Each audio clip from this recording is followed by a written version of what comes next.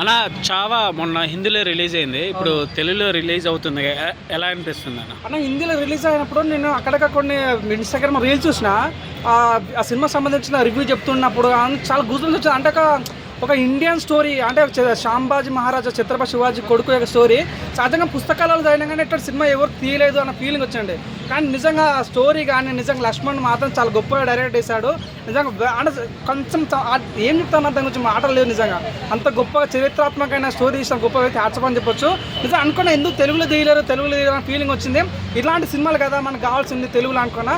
కానీ గీత ఆర్ట్స్ ప్రజల పల్స్ పట్టుకుంటున్నాం, ప్రజలకు కావాల్సిన నాడి ఏందో పట్టుకుంటారు. కాబట్టి నిజంగా ఈరోజు March 7కి సినిమా రాబోతుంది. ఆ విషయం ఆల్ బెస్ట్. నిజంగా గీత ఆర్ట్స్ మంచి ప్రజెంటేషన్ ఇస్తుంది. ఏదైనా సరే మనం చూసి కాంతార కానీ సో వాళ్ళు మంచి సినిమా బాగుంటే మాత్రం మంచి ప్రాక్టీస్ ఇస్తారు వాళ్ళు. సో డబ్బింగ్ చెప్పే విషయంలో కూడా నాకు అనిపించిన ట్రైలర్ చూసినప్పుడు డబ్బింగ్ ఎన్టీఆర్ చెప్పుకుంటే ఉండేది భయ్యా, వేరే లెవెల్ ఉండేది. ఎన్టీఆర్ అని డబ్బింగ్ చెప్పుకుంటే చాలా బాగుండేది.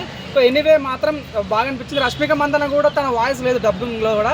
రష్మిక మందన వాయిస్ ఉంటే కొద్దిగా బాగుంది. ఎందుకంటే రష్మిక మందన చూడొచ్చాను మన పెద్ద పెద్ద సినిమాలు ఎనిమల్లో కానీ సో మన వచ్చిన పెద్ద పెద్ద ఏ సినిమా కానీ తను ఉంటుంది. తను ఉంటేనే సినిమా హిట్ అయ్యే ఛాన్స్ ఉంది. కాబట్టి సో నాకు అమ్ముకుంది ఈ మొన్న పుష్పాల్లో కూడా చూసాం తన పర్ఫార్మెన్స్. సో నిజంగా తన యొక్క డబ్బింగ్ ఉంటే బాగుండని ఫీలింగ్ వచ్చి ఎట్టకెళ్ళ కన్నా చావా మాత్రం శాంబా మహారాజ్ యొక్క రియలిస్టిక్ స్టోరీ. కాబట్టి ఒక హిందూయిజాన్ని ఎలా కాపాడారని నిజంగా వేరే లెవెల్ అన్న. నిజంగా నాకు చాలా బాగా నచ్చింది. ఆ విషయం ఆల్వేస్ నేనైతే March 7 చాలా ఈగల్ పెడుతున్నా. ఈసారి మాత్రం రపా అన్న నిజంగా 100%. సో ఇట్టు కొట్టిద్దంటావా తెలుగులో?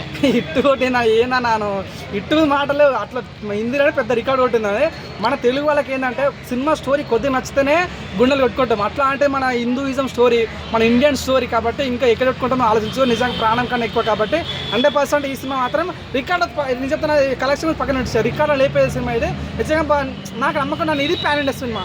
పుష్పాలతో పోటున్న సినిమా ఏంటంటే చాలా అని చెప్పొచ్చు. అనుకున్న ఇది మాత్రం అప్పట్లో పాన్ ఇండియా తీసుకుంటే మాత్రం చాలా బాగుండేది. ఎటకలకైతే డబ్బింగ్తో ఈ ద్వారా మనకు తెలుగులోకి రాబోతుంది March 7. కాబట్టి I wish all the best. నిజంగా చాలా గొప్ప ఉన్నది. గీత ఆర్ట్స్ మాత్రం కంగ్రాచులేషన్స్.